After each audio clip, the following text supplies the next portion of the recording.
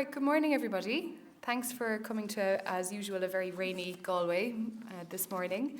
My name is Eleanor Flynn and I'm the Director of the Centre for Disability Law and Policy here.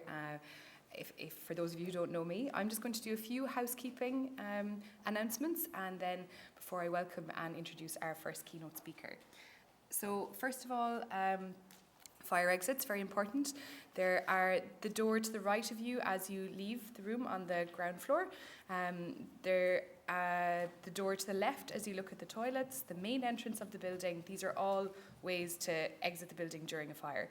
You're not to use the lifts during the fire, and the assembly point is T1, which is directly opposite the front entrance to the building. You'll have noticed our lovely volunteers, staff and students here at the centre are wearing purple t-shirts. So if you have any questions or you want assistance with anything, approach a person in a purple t-shirt and ask them. And some other quick announcements for photography. We will be taking photos throughout the day. If you don't want to be in a photograph, you should let us know at the registration desk when you were registering, and if you haven't done that, you can still do it. If you see someone with a camera in your vicinity and you don't want to be in the photograph, you can just move to the side.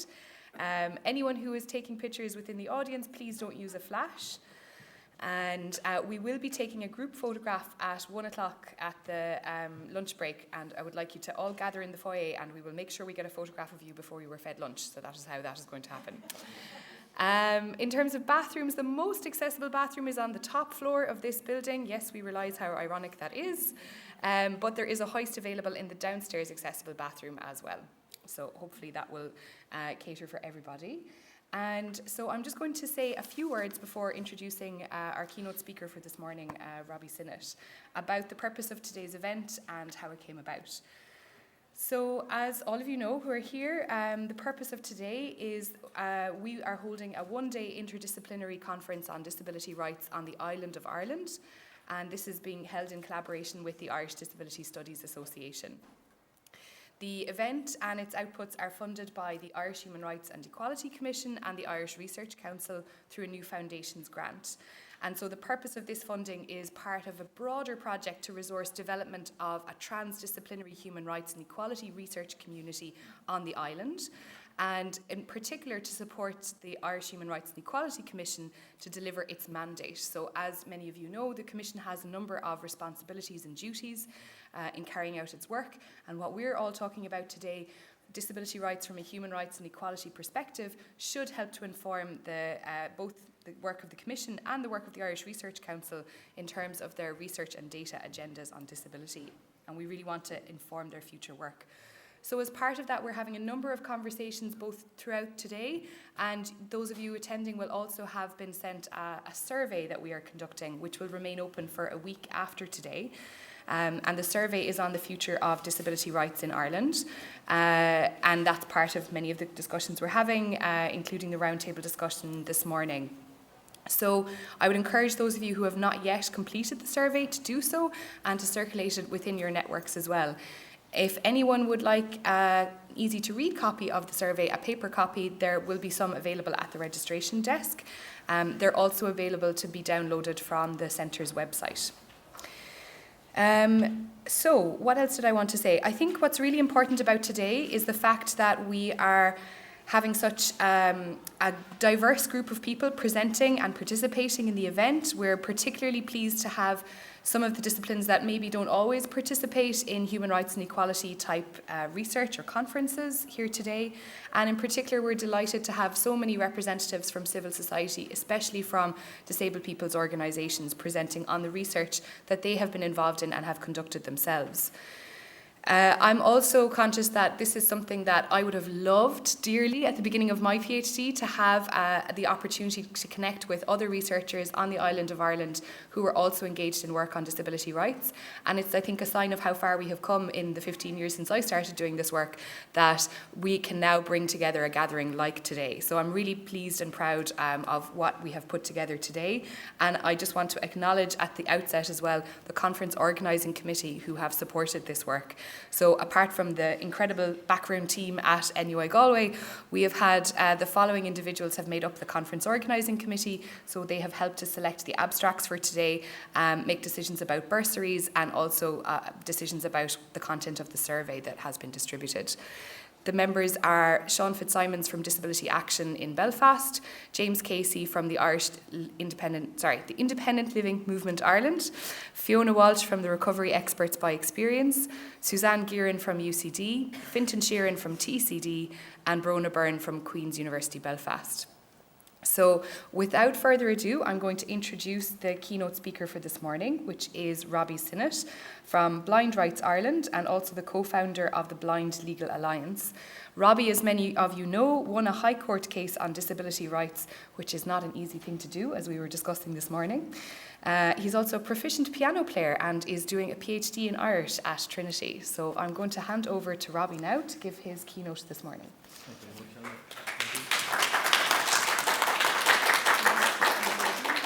Oh, yeah. Yeah, will I leave you there? Sure. Elbow or Yes, Just wait I'll till take I it shoulder. shoulder? Yeah.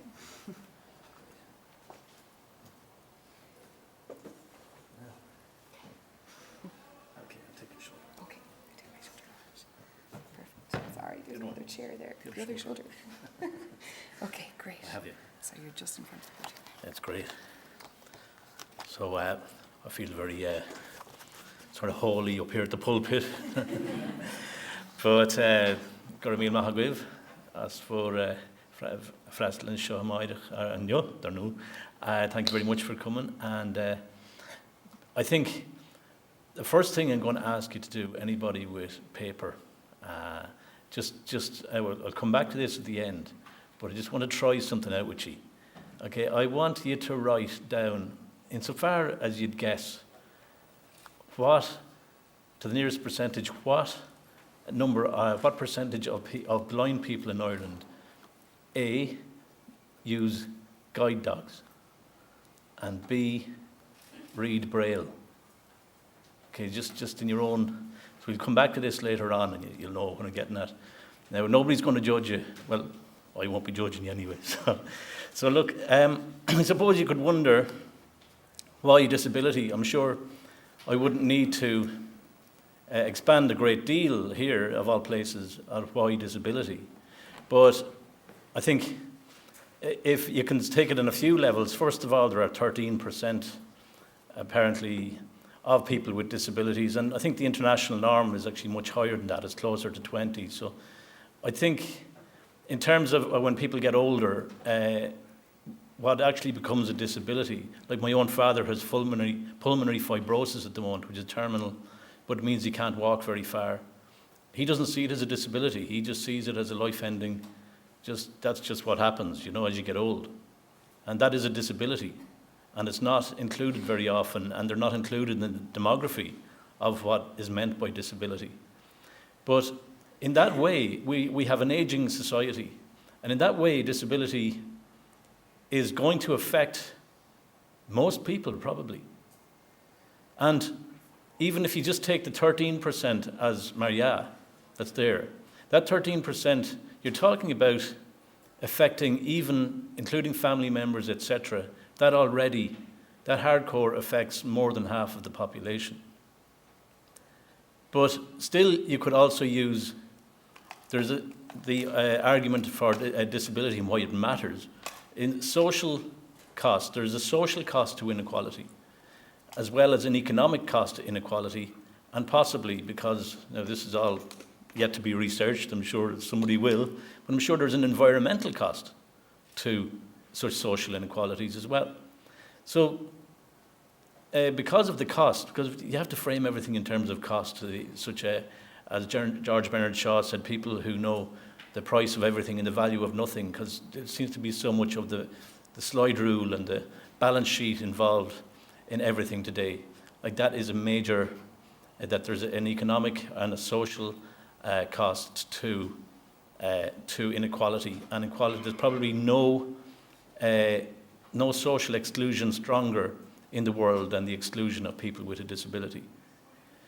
But as far as research itself is concerned, what can research bring to the table, and why should we have it in Ireland? Well, I mean, since the Enlightenment, I suppose, and empirical research has had its place, and there's a certain amount of tautology in that. But so widespread are the stereotypes about people with disabilities that research is one of the few strong stands that we can have to, in potentially at least, to say, well, actually these myths are myths, or a lot of the reasons for this it's socially generated for the X or Y reasons. But there's with stereotypes, etc., that happen, and with prejudices, see, there's a black hole in research of disability. Normally research is based on other research, and it stimulates ideas, etc. What we have is there's a relative black hole of research in disability issues, and I'll expand on that a bit later. But because of that, it's like it's stepping into the unknown. It takes a very brave person to start from nowhere. Where do you start? I mean, before last week, I mean, Eleanor was saying that because they're doing a project at the moment and they're looking for research into X, Y, and Z, and just a lot of the times, real objective data does not exist. So it comes down to another thing with research. Now, there is necessarily always going to be an intrinsic social prejudice or bias, or an institutional prejudice or bias in research. And all we can do is try to mitigate against that. But it is doable. It's better than having no research at all. But at the moment, for instance, I mean, going back to the older lies, damn lies, and statistics, as Churchill says. So you need to look at the methodology, you need to know where the research is coming from, and you need to know whose agenda is being set. Because probably one of the main things of research, or one of the reasons that it's there, is it does set agendas in discourse. And who sets these agendas? At the moment, these agendas tend to be set by, the expression, he who pays the piper calls the tune. And so they tend not to be, it's very difficult to do research that might have radical implications, for instance, in the way that we view society. But equally, there's another source of research, which is service providers, which are for PWD groups, the charities, I suppose. They are a big source of research. And their agenda motives would be possibly self-serving. Because, if they could, I suppose to be crude about it, if they could get rid of the problem in the morning, any problems of inequality, then they themselves would have no reason to exist. So an example of that might be an article in the Irish Times very recently, where the NCBI calls the 80% unemployment among blind people a disgrace. And indeed it is. But the NCBI has got a PR department that is paid for by the HSE. And that's part of its advocacy. It applies every year for advocacy funding. And so it has a PR department that makes sure that it is it is in the Irish Times, etc., on a regular enough basis. And this means that they are the go-to people for anybody wanting to know anything about visual impairment. They are the experts. They are like the Mother Teresa. If you say anything bad about it, it's like the brand is so big that it's if you question any of it, it's like questioning Mother Teresa, because how could one person disagree with what the established orthodoxy is, and the NCBI is the established orthodoxy because they are the experts, as if they have no vested interest in what's going on themselves. So that there's a necessity for independent research. And this is where the voices of there are 55,000 blind people or severely visually impaired people in Ireland according to the last census. 7,000, the NCBI claims that 6,000 to 7,000 of them are service users of the NCBI. So how do the others get represented, Maria, or supposedly in any advocacy? They are the invisible. They are the voice. They are the voiceless that need a voice that research needs to be able to tap into. So it needs to be able to put aside the natural, easy solutions of who are the go-to people here. And it has to dig down or drill in, to use the modern parlance, to find out what is really going along the people who are unheard and literally invisible to research. We have, there is something called habitus.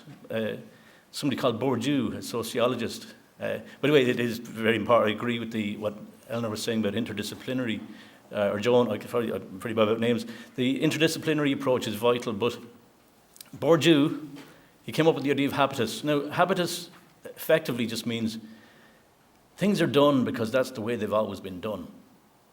It's just easier to go with how things are normally done than to try to start off new things. It's just mentally, it's just in every way, it's just easy to do that.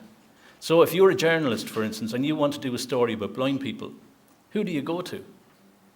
You go to the NCBI, or possibly guide dogs. You know, you go to the same old, the easy people.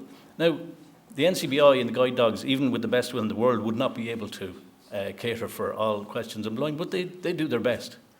And that has a dual role of enhancing. Now, I'm only taking the NCBI as an example, of course, but coming from the area I'm coming from.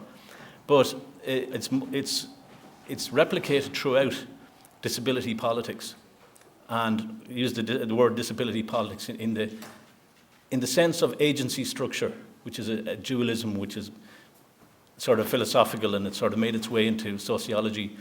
Agency being the power of individuals, and structure being the powerlessness caused by the way things are set up. So the power, what happens is the power tends to be given to an institution. In disability, for instance, the RNIB in Britain have a concept of elite blind. It's their concept. It's an excellent concept. That refers to the 14% of blind people in Britain who are employed. The people, they tend to be blind from birth, so they know what they're getting into. And they tend to be, and they're always held up as being the poster boys and girls for being blind. Oh, they can do it, you know. They can do it, so everybody else should be able to do it too. The others are just feckless or lazy. You know, and that it perpetuates a one-size-fits-all approach. Probably an example of that might be unified Braille. The conference here I was attended very well thought to actually provide a Braille text of the agenda and what was going on. But what's being used is Universal English Braille, the latest version, which was formed by the Federation, the Braille Federation of Ireland, which is a conglomerate of 4 major charities. And there was no consultation or very little done with the actual Braille readers themselves as to whether they wanted this or not. So most Braille readers I know would find this very difficult to read, and I do myself. Now, it's just a way that how easy it is to actually use the structures that are in place and to go with what's given and what's the way to the status quo, etc.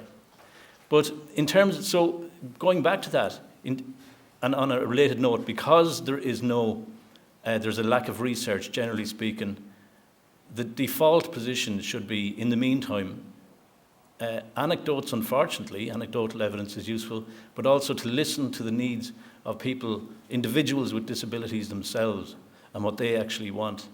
And that goes against, perhaps, the idea of rules and the idea of there being sort of generalized concepts and all the rest. And it's not probably the way people are used to working. And certainly the civil service have a hard time in doing it. But it is good for not just people with disabilities, but for all humanity, and for probably the way that should be worked. There should be loads of ways of answering a form, etc. Now, I'm probably running over time in that. I've probably spent longer on this than I probably had imagined. But I'm going to use, there's probably, when we're talking about an example of social prejudice, it would be, we could look at mental health. Because I hadn't thought up until recently of mental health being a disability. But mental health is very much related to disability when you have to struggle for very basic rights on a daily occurrence, on a daily basis. And also because mental health is obviously, it's not a monopoly of poverty, but it's definitely it's very much related to poverty, but so is disability. So poverty causes disability, disability causes poverty. And included in that disability are mental health issues. And perhaps this is another reason why such voices are not heard and not listened to. You take people, for instance, who are homeless, or drug addiction, probably almost certainly caused by mental health issues. There was Dave Lorden, a poet, an Irish poet from Cork, said that drug addiction was a slow form of suicide, including cigarette smoking. But it's again, these are areas of research that could be investigated that probably have not been. The ultimate cause here is inequality in terms of income and status, and ultimately disability is just part of that mix. And there are symbiotic causal factors there. And just as an example, I'm going to go to just a brief looking at mental health. Back in the 19th century, to be a runaway slave was considered to be a mental illness. Imagine, because there must be something wrong with you to believe that slavery was wrong. Homosexuality was, or being gay was, a mental illness until the early 1970s in America. And so this shows how subjective and how social biases and prejudices can infiltrate even the most, I suppose, the claims to the most objective research. We also have, in World War I, shell shock was the idea was coined by Charles Meyer. But there was a big difference between the poor and the rich. So the officers were given Freudian treatment and psychoanalysis. And is that the 15-minute thing? Oh, great. Yeah. They were given that analysis, and the poor were given Louis Yellen's approach, which was torture. So they were stubbed with cigarette butts, burning cigarette butts. They were shouted at. They were put through terrific regimes. And that was the reaction. It was a class-based reaction. So when the poor suffered from shell shock, it was degeneracy and it was a cowardliness. But when the officers suffered from shell shock, well, obviously there was something in their past life, that or in their past subconscious life, or in their early years that must have led to it. And so there was a medicalization, a pathologizing of the victims. And the victims are to blame, not society, was the general trend. And we're going to fast forward to the 1970s in mental health, when there was really interesting studies showing that the Afro-Caribbean population of Britain had very high levels of schizophrenia compared to the native population. And people wondered how this could be, because they didn't think there could be a genetic component to schizophrenia. Also, Irish population was very high as well. So the first research showed that the schizophrenia rate in Ireland was equally high in Ireland. So that was grand. But when they went back to the Caribbean, they found that the schizophrenia rate among the Caribbean population was exactly the same rate as the native population of English. So the cause of schizophrenia was the poverty and the discrimination that was happening to the Caribbeans as they made their way to Britain. And well, which was obviously, well, you're getting into more subjective realms, but that was what the research shows had come. The research continues to this date.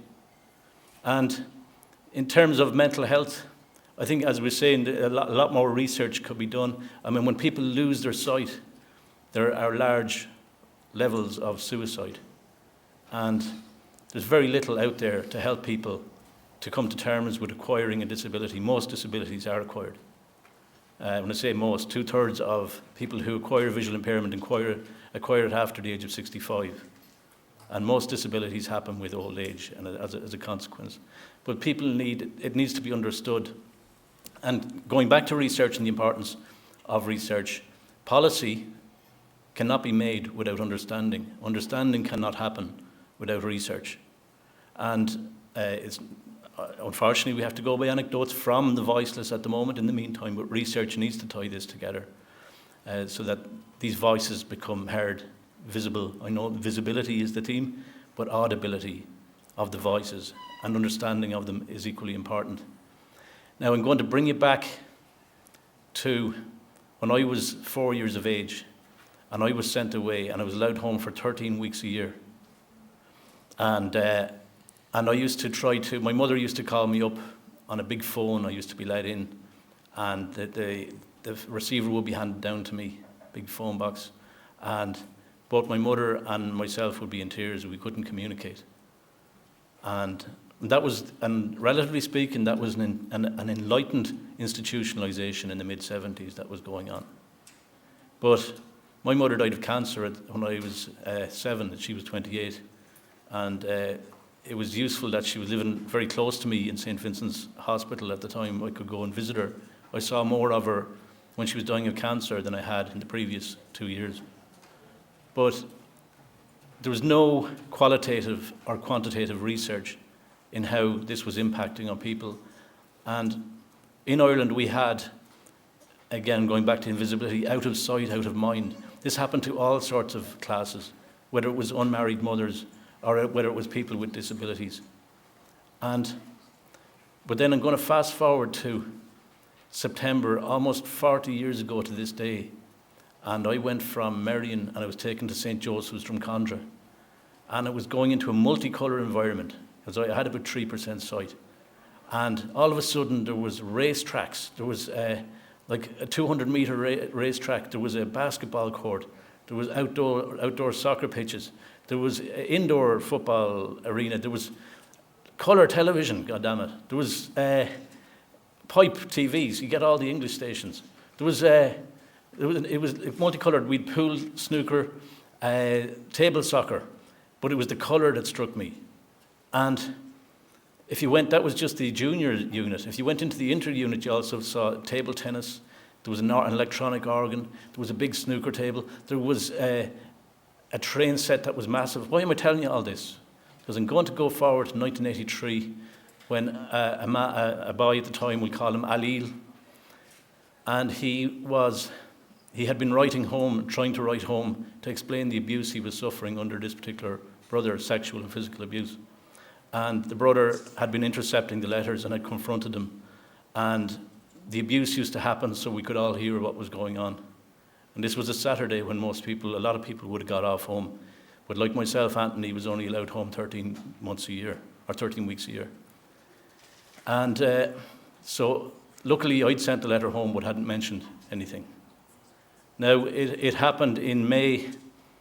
There was another person, we'll call him Brian, and Brian suffered from intellectual disability as well as a visual impairment. And he was terrified of the regime under this particular brother. And that caused him, one of the side effects was for him to become incontinent. And this brother's dog had gone missing on a May evening and had gone down to a reform school, St. Vincent's, and the dog had been lost and the brother was stressed. They sent somebody in to get the dog, and Eamon chose a bad time to say that he needed to change himself. And we were all told to leave. I was in the locker room, others were outside, and we heard, "Okay, Brian, take off your glasses." And Brian was battered around the place. There was nobody to speak up for Brian. There was somebody witnessing it. Noel Riley, who became a famous manager and assistant manager for Ireland, was outside looking in at what was going on. And nobody, that wouldn't appear in any research.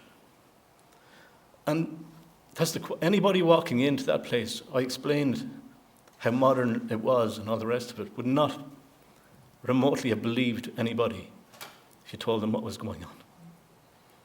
And this is the importance of going to the source, because the institutions that were running, there was a cabal. It was like a consensus, a state consensus, that this is how, these were the experts. These knew what they were doing. And the children weren't ultimately believed because they were errant in some way.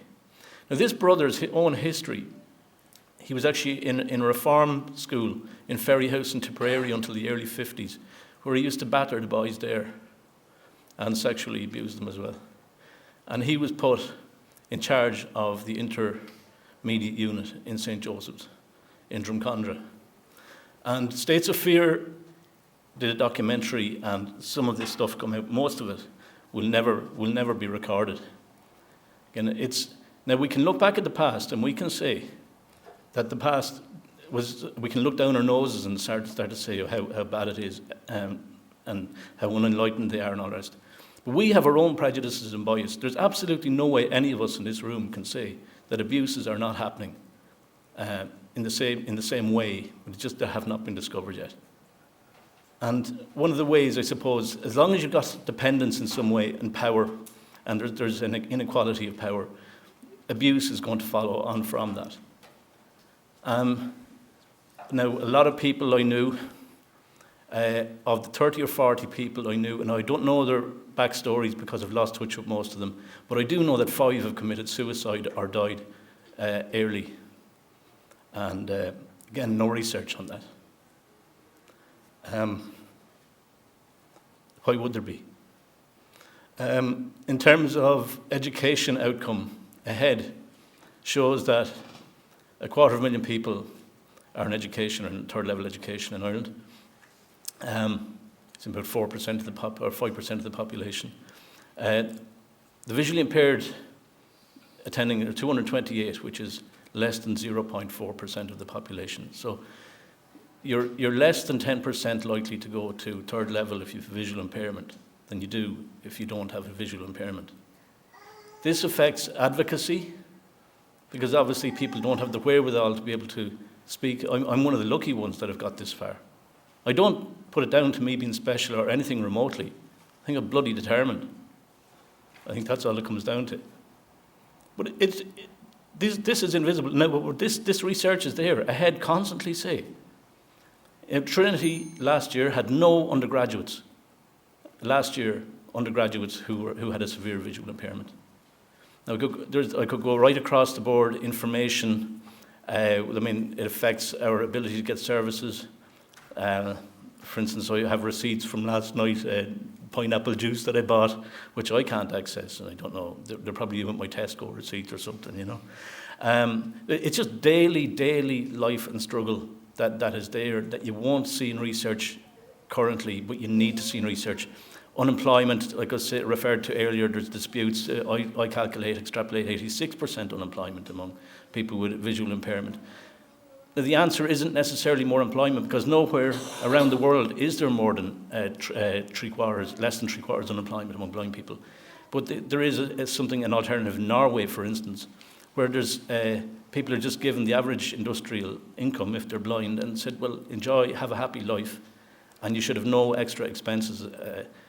We do have extra. The Vincent de Paul Trust did research in 2007 showing that even though blind people get exactly the same as the dole, that's what the blind pension is and the disability allowance, their expenses are 2/3 higher again than your average, and yet that hasn't been factored in at all into any social welfare spending. So you're suffering doubly.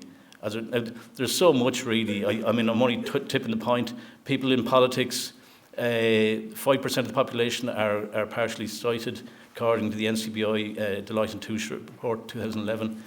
The census 55,000, so you'd expect at least 1 blind and 5. You don't get that in the Citizens' Assembly because we're missed by research. There's research polls that find out them people, we're not visible, we're not there, our voices are not heard. And that will continue to be the case. I don't see that changing anytime soon. But Blind Rights Ireland, which we just set up this year, and we're taking over a lot of the mantle of Blind Legal Alliance. And as long as we need dignity, there will be people to stand up for that dignity. And I just ask that such voices are listened to, that respect is given to such voices, and that people are given the identities that do not depend on their disability, but the only way they can get them identities is by making sure that disability is no longer an obstacle. Thank you very much.